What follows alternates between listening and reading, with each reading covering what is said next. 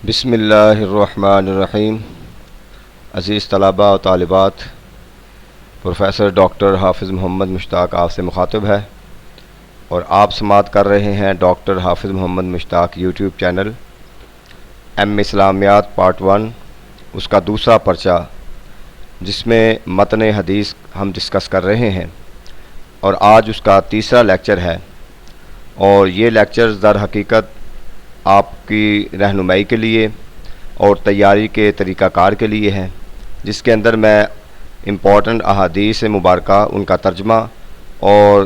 انتہائی شارٹ طریقے سے ان کی تشریح آپ کو بتا رہا ہوں،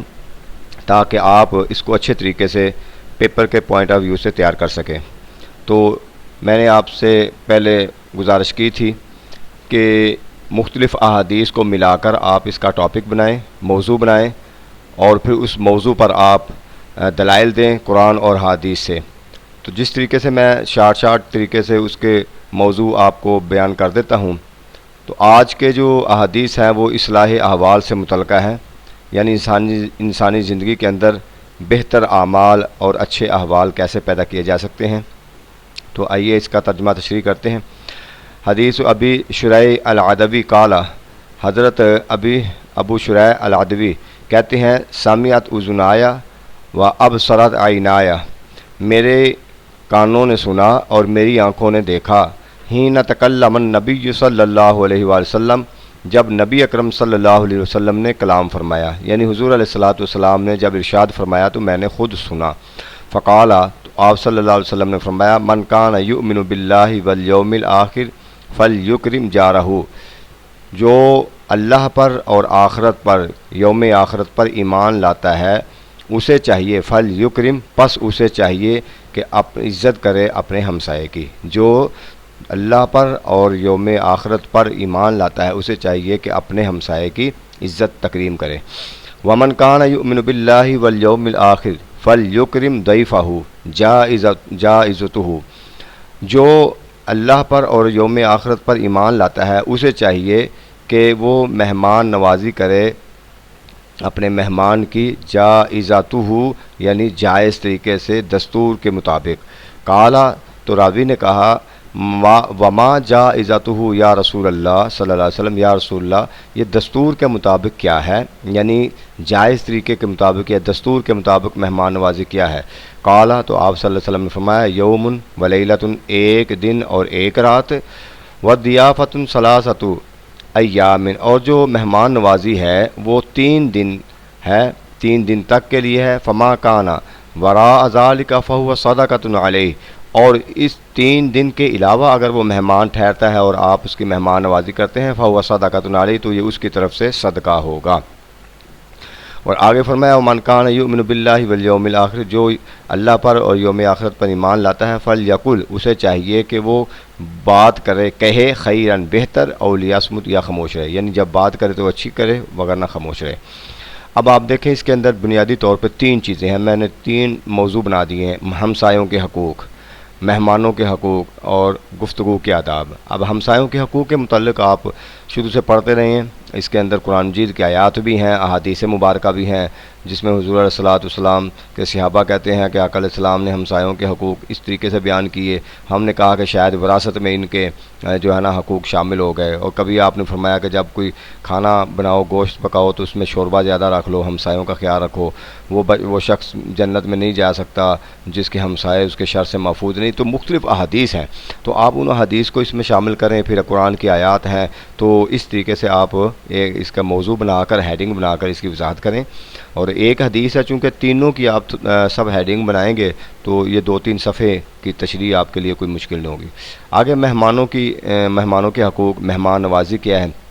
اس میں آپ مثال دے سکتے ہیں، انبیاء علیہ السلام کی مثالیں دے سکتے ہیں، حضور علیہ السلام کی مثالیں دے سکتے ہیں، پھر عرب لوگ جو تھے مہمان نواز کس قدر تھے اور کتنی مہمان نوازی کرتے تھے، اور پھر مہمان نوازی کی فضیلت کیا ہے اور ان کی کتنی اہمیت ہے اور کتنا ثواب ہے، اس کے بارے میں آپ بیان کر سکتے ہیں۔ اور اس کے بعد ہے گفتگو کے آداب، یعنی گفتگو جب بھی کریں مجلس کے اندر تو کس طریقے سے گفتگو کرنی چاہیے، اپنی زبان کو کس طریقے سے بڑے ادب احترام کے ساتھ استعمال کرنا چاہیے، کیونکہ حضور علیہ السلام کی حدیث ہے، آپ اس میں کوٹ کر سکتے ہیں کہ قیامت کے دن لوگ جو ہے زبانوں کی وجہ سے ان کو گھسیٹ کر دوزخ میں ڈالا جائے گا۔ تو یہ اس طریقے سے آپ ایک ایک پوائنٹ جب لیں گے اور اس کی وضاحت کریں گے تو یقیناً آپ بہتر اس کی تشریح ہو جائے گی۔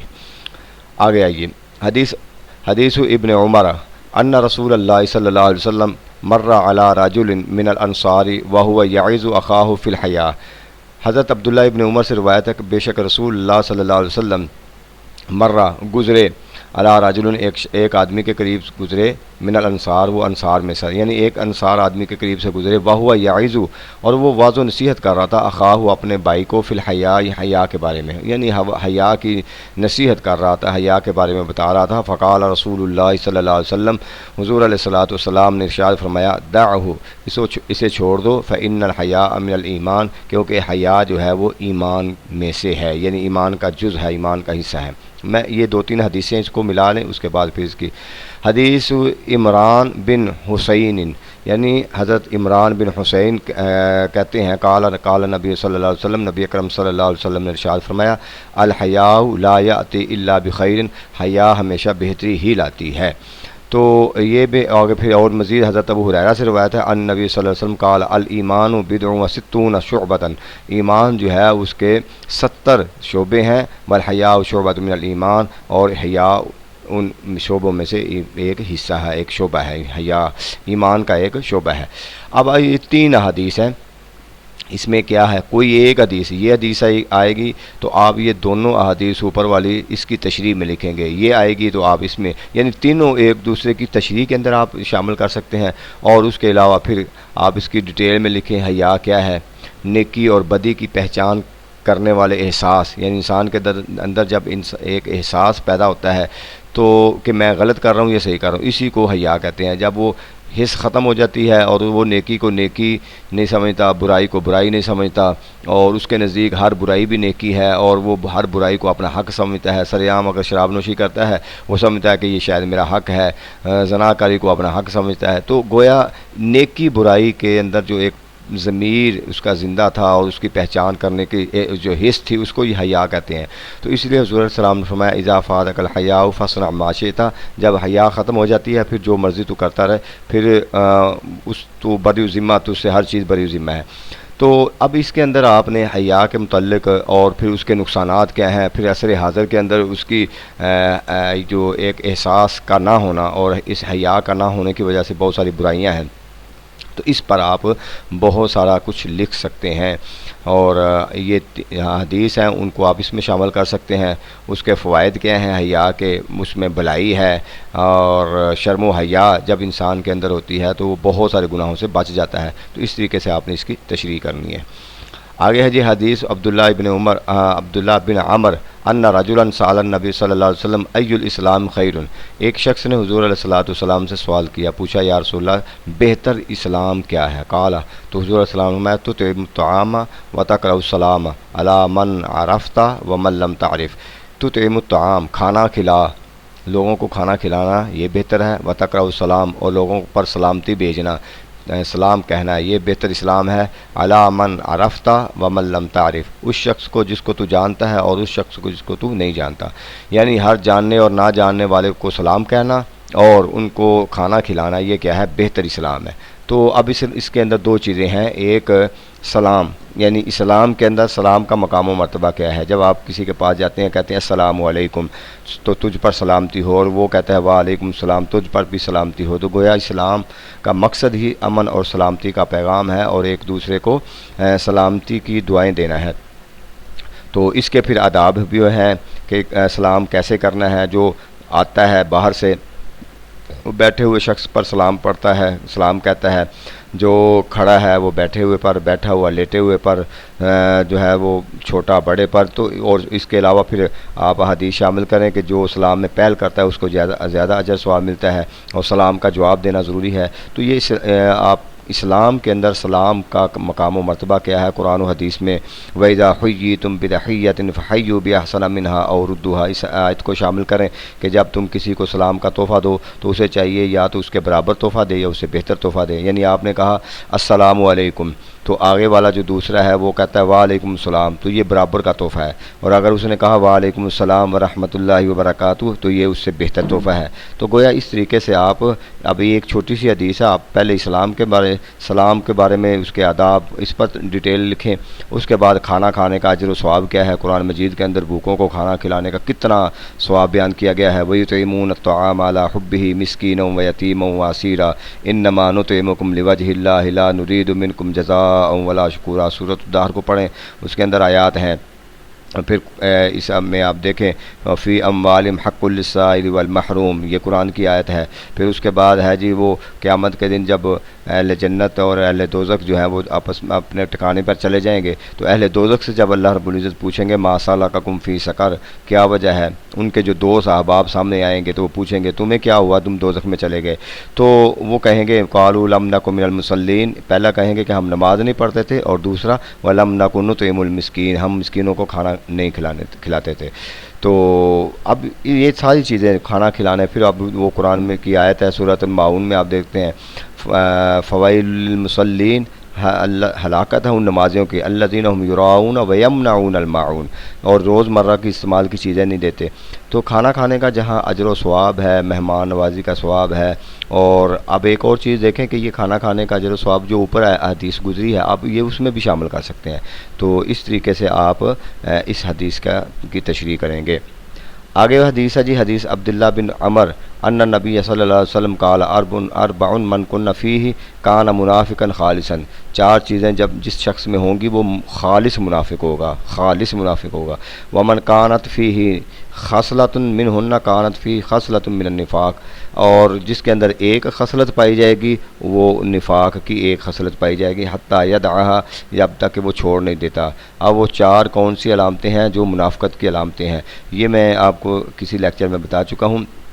منافقت کی دو اقسام ہوتی ہیں، ایک اعتقادی منافق ہوتا ہے اور ایک عملی منافق ہوتا ہے. اعتقادی وہ ہے کہ جو عقیدے کے لحاظ سے یعنی ظاہراً حضور علیہ السلام کو یا کلمہ پڑھتا ہے اور اندر سے کفار کے ساتھ ہے، جن کا قرآن سورۃ البقرہ میں بڑی تفصیل کے ساتھ ذکر ہے. لیکن یہاں پہ عملی منافقت ہے اور یہ قابل معافی ہے، اور جو اعتقادی عقیدے کے حوالے سے منافقت ہے وہ قابل معافی نہیں ہے. تو اس کے اندر کیا ہے کہ فرمایا کہ ایک علامت اس کی ہے اذا اؤتمن خانہ، جب اس کے پاس امانت رکھی جائے گی اس میں خیانت کرے گا. امانت کیا ہے؟ اب امانت ہم یہ نہیں کہتے کہ صرف امانت پیسے کی شکل میں ہوتی ہے، بھائی کسی نے راز بتایا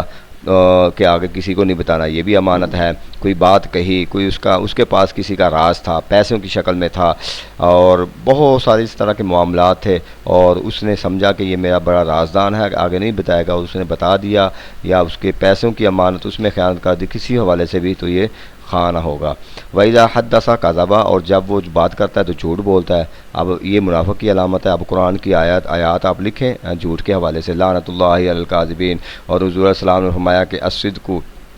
ینجی والکاذب یہلک، کہ سچائی جو ہے وہ نجات دلاتی ہے اور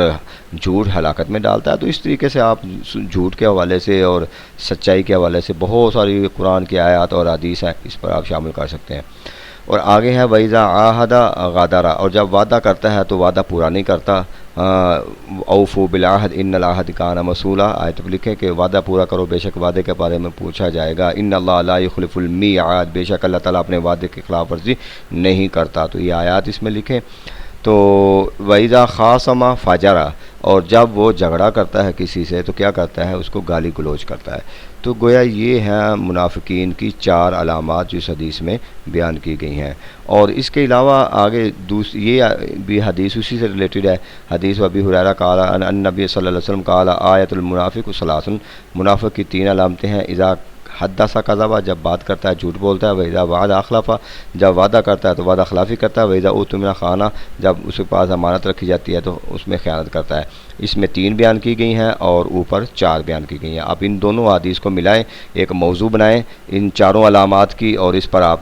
تفصیل کے ساتھ، ڈیٹیل کے ساتھ قرآن و حدیث سے دلائل دیں، تو یہ اس کی بہترین آپ کی تشریح ہوگی۔ تو یہ میں آپ کو اہم احادیث کا ترجمہ اور ہنٹس دے رہا ہوں، تاکہ آپ اس بیس پر ایک ٹریک پہ چڑھا رہا ہوں آپ کو، تاکہ اس کی بنیاد پہ آپ آگے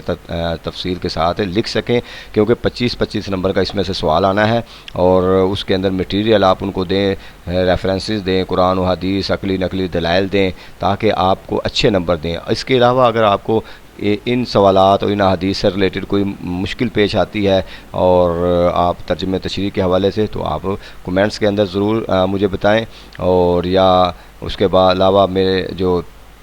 چینل ہے وہاں پہ نمبر بھی میرا ہوتا ہے، وہاں اگر کسی نے واٹس ایپ پہ رابطہ کرنا ہو یا فون پہ تو وہ بھی کر سکتے ہیں، آپ کو اجازت ہے، لیکن یہ ہے کہ آپ تیاری اچھے طریقے سے کریں۔ اور دوسری بات یہ بھی ہے کہ آپ کو میں نے پہلے بھی 1-2 دفعہ کہا ہے کہ آپ لیکچر جو ہے یوٹیوب پر آن لائن سنا کریں، 1-2 دفعہ سنیں، اس کو بعد پھر اس کو آپ ڈاؤن لوڈ کریں، تاکہ چینل جو ہے نا یہ بھی پروموٹ ہوتا رہے اور آپ کی تیاری بھی ہوتے رہے۔ اللہ تعالی ہمارا حامی و ناصر ہو۔ شکریہ۔